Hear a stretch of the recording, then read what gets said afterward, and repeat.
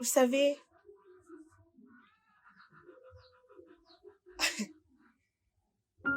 je me disais par un moment, en fait, ça fait longtemps que je n'ai pas parlé aux enfants de Dieu. Ça fait longtemps que je n'ai pas un peu réveillé les âmes attristées, les âmes en pause, les âmes qui n'ont plus vraiment ces goûts-là de la vie, ces âmes-là qui sont en train de se perdre.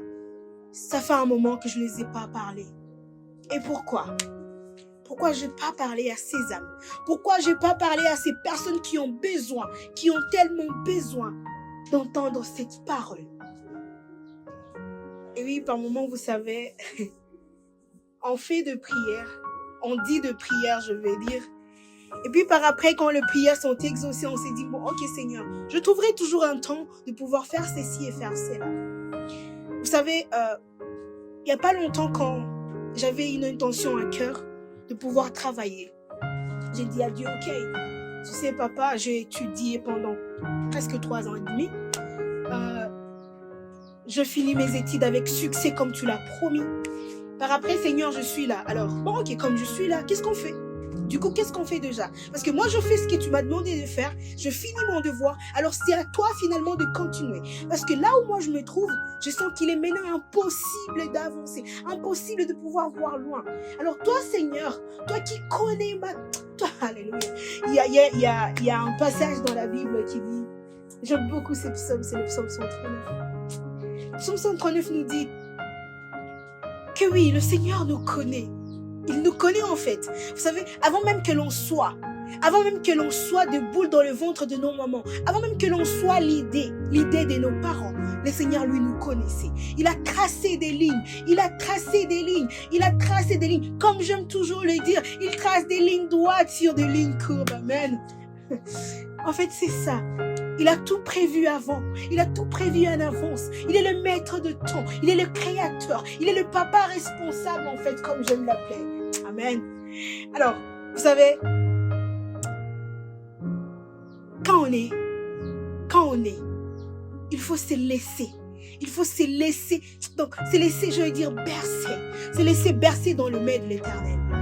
Et un jour, je prêchais et j'ai dit aux gens, au peuple de Dieu, il n'y a pas d'humain. Il n'y a pas en fait cette chair que nous portons, cette chair que nous partons avec partout où nous allons, sans que l'Éternel ne puisse être dedans. Amen. Et j'avais donné un exemple juste tout simple. Like les gants que le médecin utilise, les gants que les gens qui travaillent, qui touchent de saleté et tout ça, de salubrité touchent. La personne qui a imaginé, la personne qui a conçu ces gants-là, il s'est basé à l'image de la main. Alors, il n'y a pas des gants sans la main. C'est-à-dire qu'il n'y a pas de nous sans Dieu à l'intérieur de nous. En fait, c'est un peu ça. Donc, quand on marche souvent, il est de préférence que nous soyons très sûrs et certains que l'Éternel est en nous. Alléluia. Et puis, un moment, comme j'étais en train de le dire, quand je finis mes études, j'avais quelque chose en tête. Je disais, bon, ok Seigneur, je m'aimerais avoir un boulot. Seigneur, je m'aimerais travailler pour m'aider d'abord moi-même, la charité bien ordonnée, pour aider les gens qui sont autour de moi, pour aider ces personnes qui ont besoin en fait de mon aide. Il y a tellement d'âmes que moi, par ta puissance, à travers de toi, Seigneur, je dois aider. Et oui, Père, je lui ai dit aussi, papa, il y a mes... Comment on les appelle? Il y a mes respectifs, je veux dire, mes proches, comme ma famille et toutes ces personnes si proches de moi, qui ont si besoin de mon aide. Alors, Père, je ne peux pas aider ces gens-là sans que tu ne puisses me donner de quoi leur aider. Ah ouais? C'est un peu ça ce que je disais à Dieu. Je disais, Seigneur, tu connais un projet, j'ai un projet, je t'avais promis de faire ceci. Mais alors, Père, sachant combien et comment je tiens à ces projets-là, comment je vais y arriver sans que toi, tu ne puisses m'aider? Voilà. Et voilà, on a continué. septembre, octobre, novembre 2022, décembre, je t'ai collé. Janvier, février, mars, avril, mai. Et pendant tous ces temps-là, il y a vraiment, comment je vais dire, une suite de circonstances, une suite d'événements. Et par ces moments, on s'est dit, bon, ok Seigneur, en fait, nous, on t'a choisi, hein. Mais papa, il y a d'autres qui t'ont pas choisi, qui sont en train de vivre le miel, qui sont en train de boire le lait et le miel qui nous appartient. Et pourquoi ça, Seigneur? Et par après, on se dit, mais quand même, comme je suis enfant de Dieu, comme je suis l'élu des dieux, comme je suis sa servante, alors rien ne m'inquiète. Le moment viendra où je boirai aussi de ses laits, je prendrai aussi de ses miels qu'il a réservés pour moi. Amen. Vous savez, j'ai toujours l'habitude de dire, quand on traverse des situations difficiles, quand on traverse des situations difficiles, hey, ne pensez pas qu'il n'est pas là. Il est là. Ça me rappelle un verset dans Ésaïe, je pense Ésaïe 45. Et Dieu dit, qui es-tu pour me dire comment tu as créé ton enfant? Ou bien qui es-tu? As-tu déjà vu un potier? Comment je veux dire? Une vase, hein? Je pense qu'il dit un potier, mais comment tu m'as créé? En fait, comment tu m'as façonné? Impossible. Parce que Dieu, lui, sait ce qu'il fait. Dieu, lui, connaît le projet. En fait, dans ces versets-là, il dit combien il a donné le pouvoir à l'homme, de pouvoir assujettir, dominer et régner, de dire un mot par la foi, de dire une parole. Ah oui, sur la vie. Et ce pouvoir-là, Dieu l'a donné à l'homme. Amen.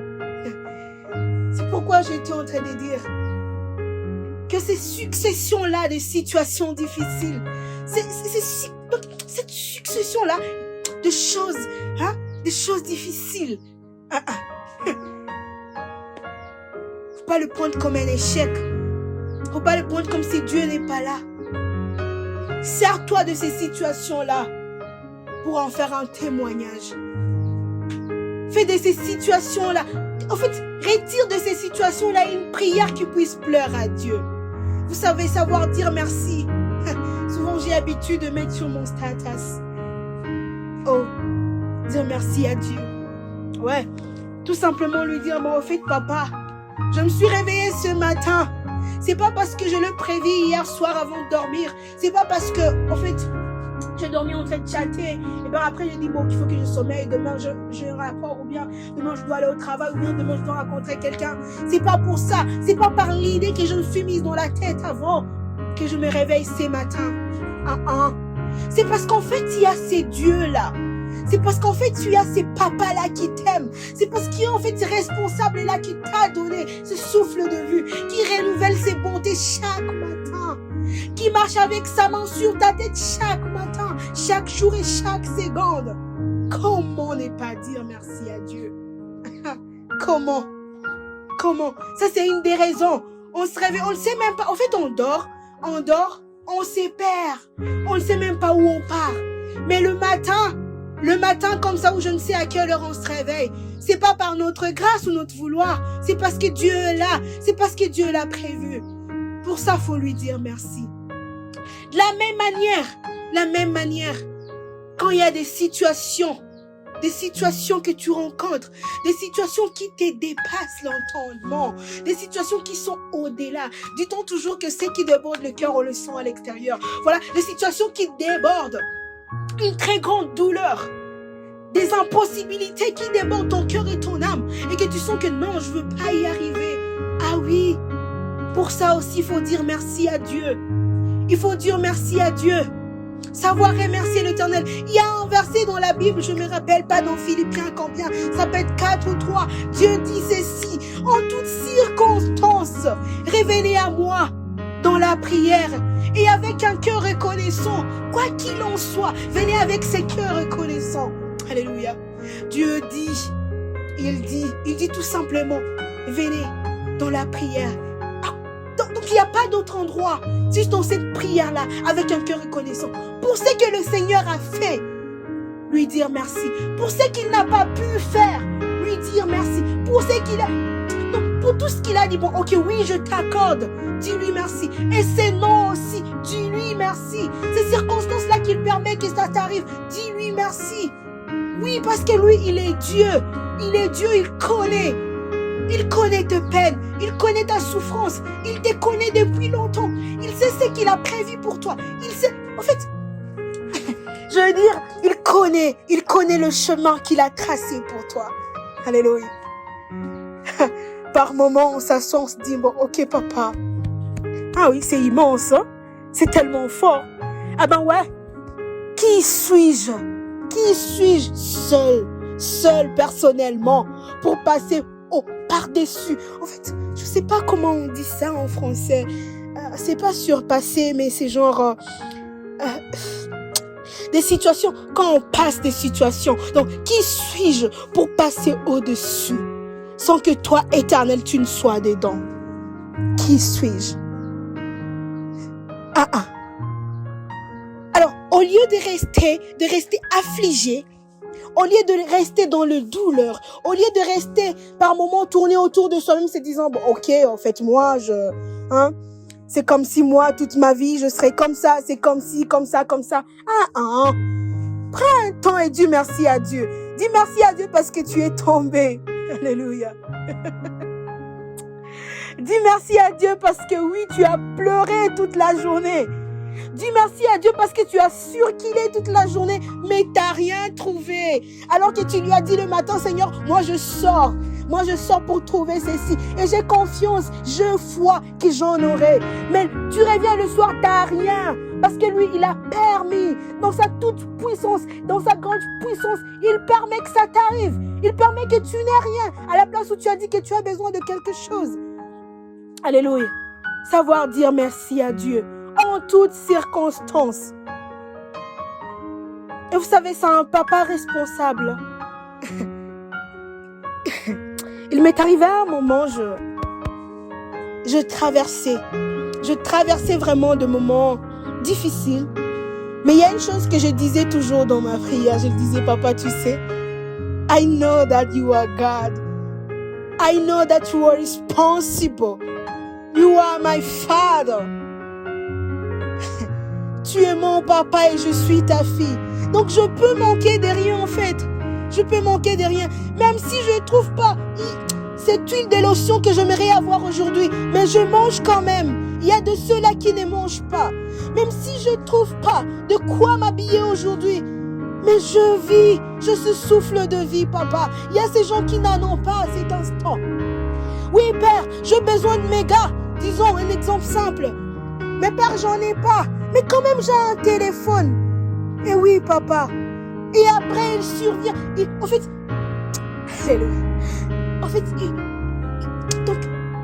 il prévoit. Hein? Il assume sa charge.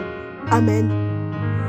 Donc, par moment, quand on est avec Dieu, par moment, quand on marche avec le Seigneur, toujours lui dire, papa, cette situation, Seigneur, j'arrive à un moment où je trouve vraiment que le mur est tellement long, le mur est tellement grand, je peux même pas passer derrière, je trouve pas par où passer, et lui dire, Seigneur, ça, j'abandonne entre tes mains.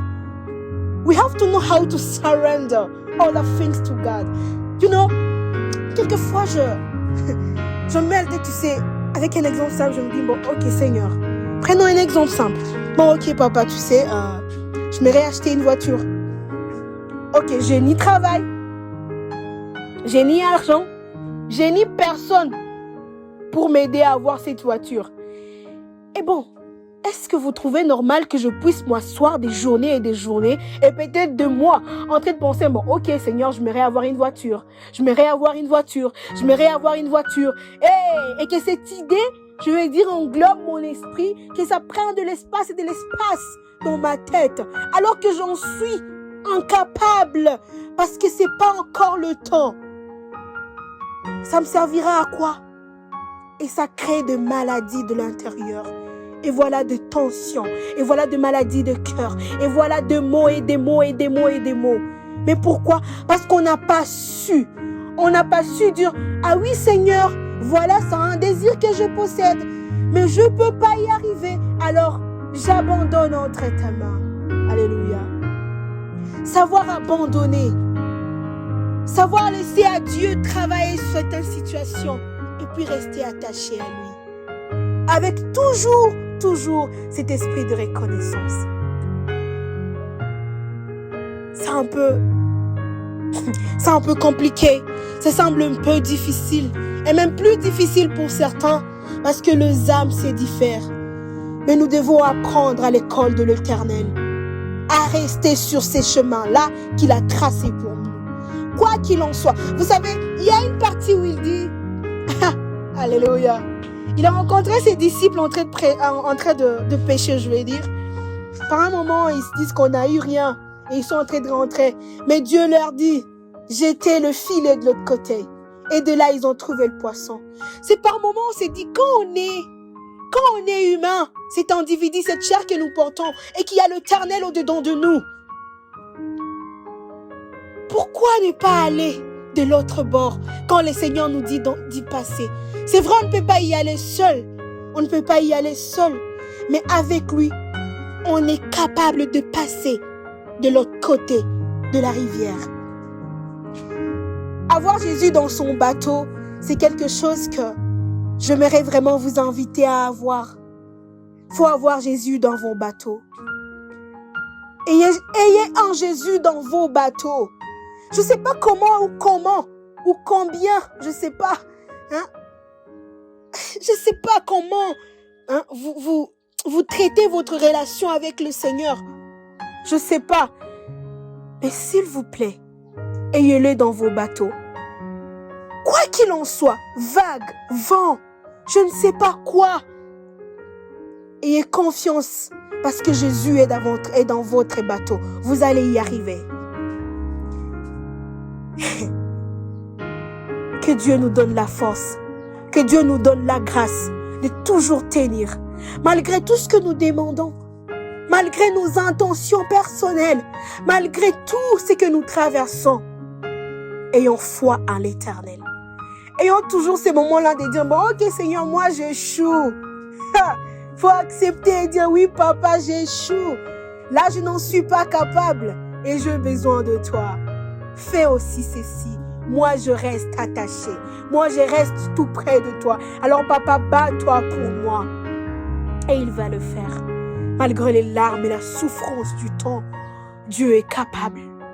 J'étais en train de vous dire que ça faisait de mois que je priais pour un travail, pour des projets que j'avais pour la gloire de Dieu et que j'ai toujours pour la gloire de Dieu.